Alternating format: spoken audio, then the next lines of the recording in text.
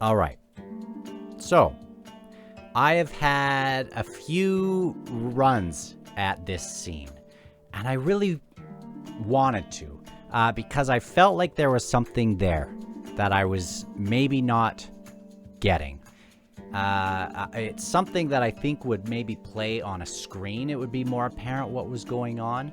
But I went through it like 5 times.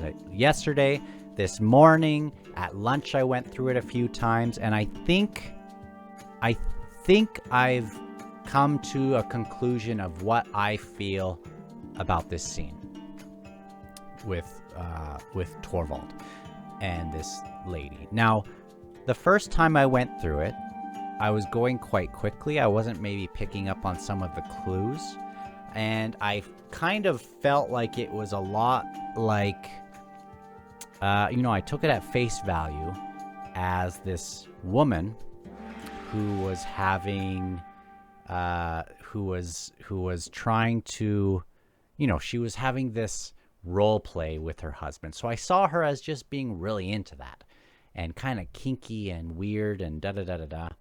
And, I thought, well, Torvald is kind of deceiving this person because he needs this money. He owes this money, and he just is trying to get out of there, but she's kind of kinky and weird. And that's how I first saw it.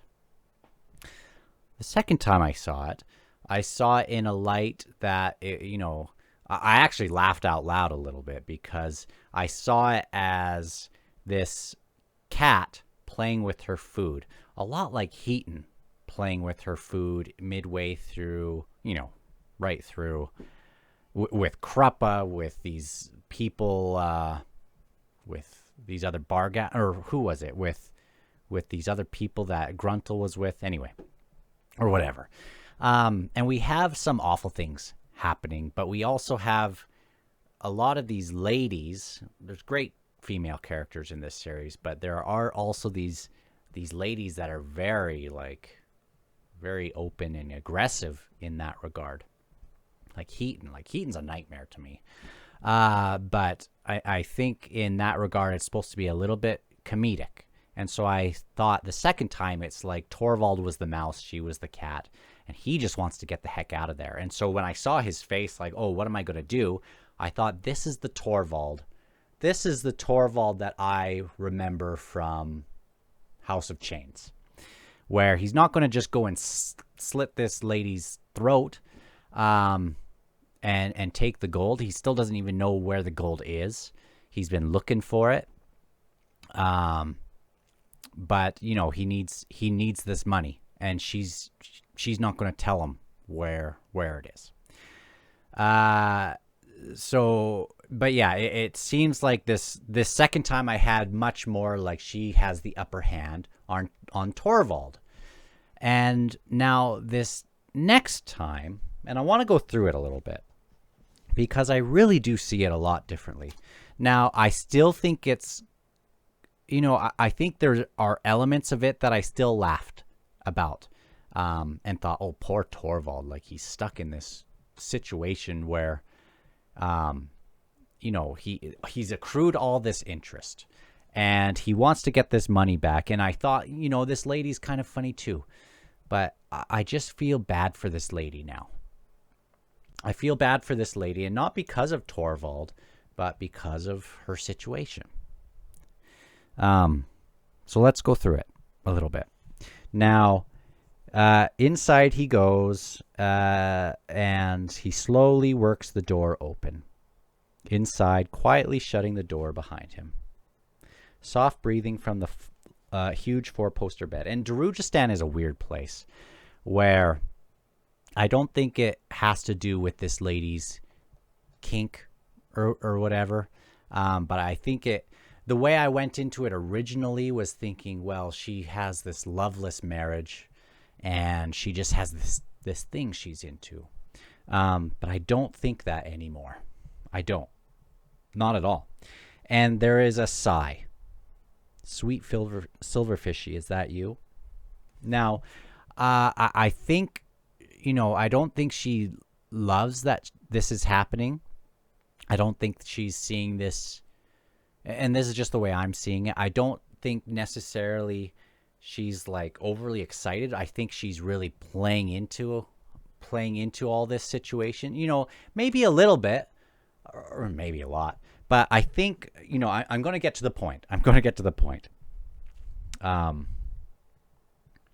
But anyway, here comes the start of this new role play.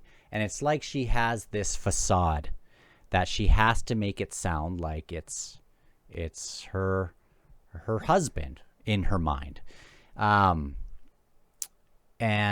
even Torvald, as we're going through this, is like, there's no way she doesn't know it's me. There's no way she doesn't know it's not her husband. He even says that several times, but she keeps going on with this sort of role play sort of thing. Okay.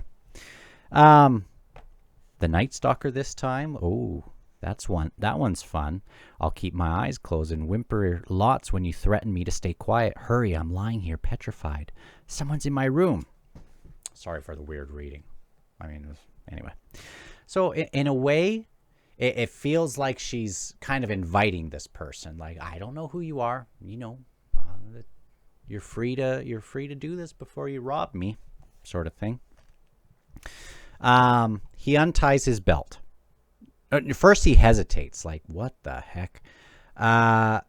Truly torn between necessity and, well, necessity. So the two necessities, the first one is like his first necessity is to get this gold and go. But the other necessity seems to be like, you know, I'm now stuck in this situation. I know the gold's here. I know my way out of this mess is here. But now I have to play with this into this weird kind of role play thing. And it's like, maybe this lady is trying to tell Torvald. It seems like this lady is kind of trying to convince Torvald that she doesn't know. But he's like, obviously she knows. Obviously she knows. Okay. He unties his rope. He says, first, the treasure. Where is it, woman? She gasped. That's a good voice. A new one. The treasure. Ah, you know where the treasure is, you horrible creature. And then right here. Anyway. Gross. So Torvald rolls his eyes like, what the heck? Now, you could read this in a way that she knows what's going on. You could read this in a way that she thinks that Torvald's her husband. And it's like, Torvald's caught in the middle of this stupid role play and is thinking, well, what are these two into? And I think he kind of is, maybe. But there's another there's another way of looking at this also is, like, this lady's a little weird. This lady's a little weird, inviting me as this stranger to go to do this.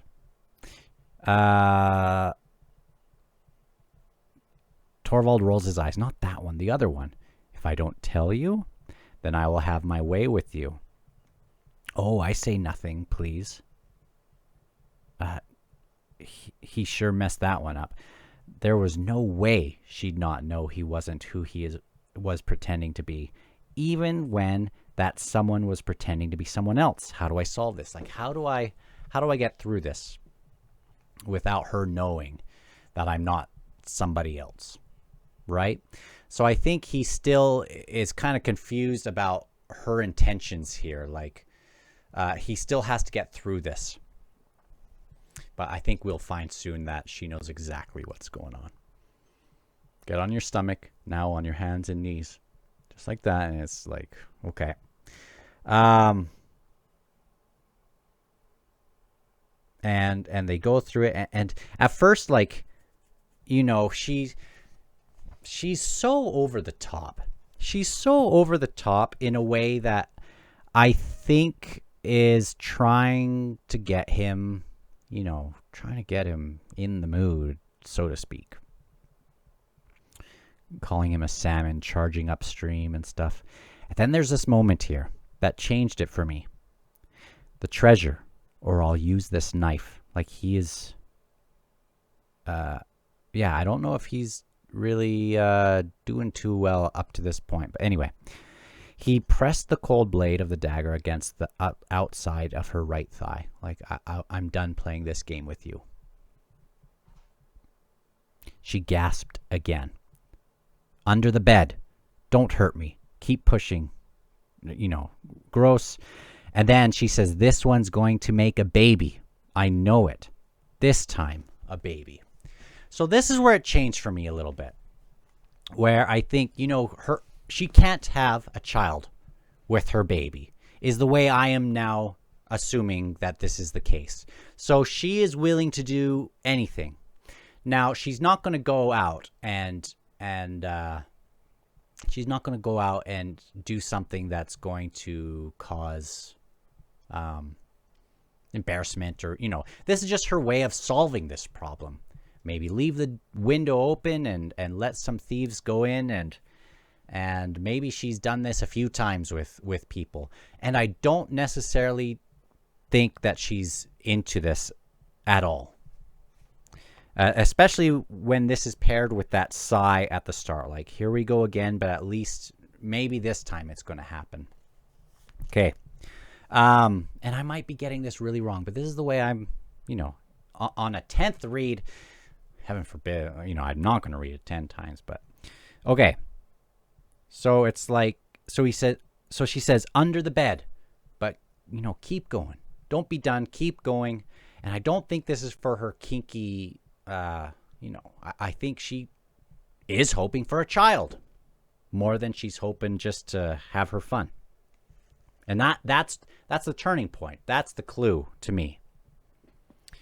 Well, he did his part anyway. He did his part, and maybe she'll conceive this time. It's still a creepy thing, but this is fiction. Feeding his coins into the temple's cup and all that, and may her prayers guide her true into motherhood's blissful heaven. Like, hopefully she gets her child like she's been hoping for. She collapsed onto the bed, groaning, while he backed off, knelt on the cold wooden floor, and reached under the bed, knuckles skinning on against the large, low, long box. Groping, he found one handle and dragged it out. And then this is the part where it's still kind of weird. This is the part that is kind of conflicting, where you think, well, she still doesn't know. She still doesn't know that this is not her husband. Oh, don't start counting again, darling. Please, you ruin everything when you do that. Now, I think if she has to keep doing this facade, because she has to if she has to maintain total innocence, if this comes back to bite her in any way, even if they find Torvald later, she has to maintain her total innocence in this. Even if it's this, I think she's done the fantasy, and I think they are both trying to get Torvald out. I might be totally off on that, but that's how I think that is. Not counting, woman, stealing. Stay where you are, eyes closed, don't move. Just sounds silly now. You know that.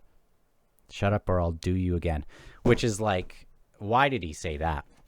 Because he pried open the lock with the tip of his dagger. Inside, conveniently stored in burlap sacks, tagged the precise amounts, a fortune of gems, jewels, and high counsels. He quickly collected the loot. You are counting. I warned you. Listen, I need more.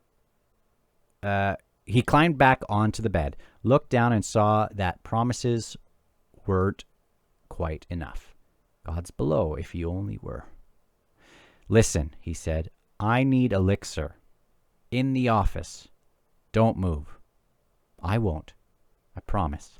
Now, if she still was there, if she was still there wanting some more of this,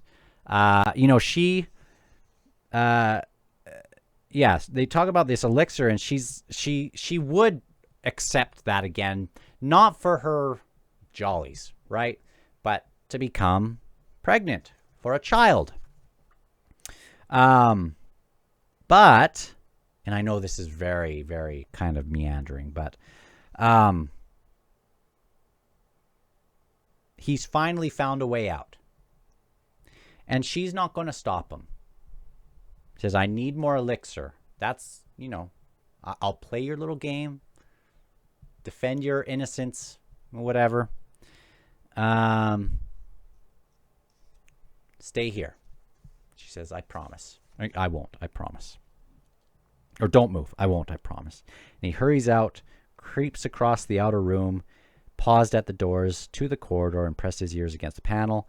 Softly, the slither slick of bamboo knitting needles. Torvald slid the dagger into the scabbard. Reverse grip opened the door, looked down at the top of the guard's hairy head, and swung hard. The pommel crunched. The man sagged in the chair, then folded into a heap at the foot of the chair. The cat was waiting by the library door. She could have said something there. She knew. She knew what was going on. For sure. For sure, in my opinion. But we'll see. I can't wait to see what happens more with this idea. I'm certain that that's not the end we are going to get of this lady, whatever her name was, but she's the wife of the... What's her name? The spouse of... Dang it. I don't even remember. Started with a G. I don't remember. Oh, I'm going the wrong way in this. I wish I could find it. Anyway, So, I'm excited to see. I think I don't see it as him deceiving this woman. I don't see it as her kind of having the upper hand on him necessarily, other than at the start, it's like, I will scream and make this very hard on you if you don't give me this, your seed, because I need a child. And so at the end, I do see it as, I feel sorry kind of for this lady. And I mean, he got manipulated into it, but she also, it's a tricky situation. I can see why people would be offended by it. And I bet if it was in a movie, if it was on screen and you could see the look behind her eyes, and his, I bet at the end it would be very different than maybe we see it in the first time through. So anyway, that's my take on it. I don't know if that was super meandering, but that's how I feel about it. So talk to you on the next one.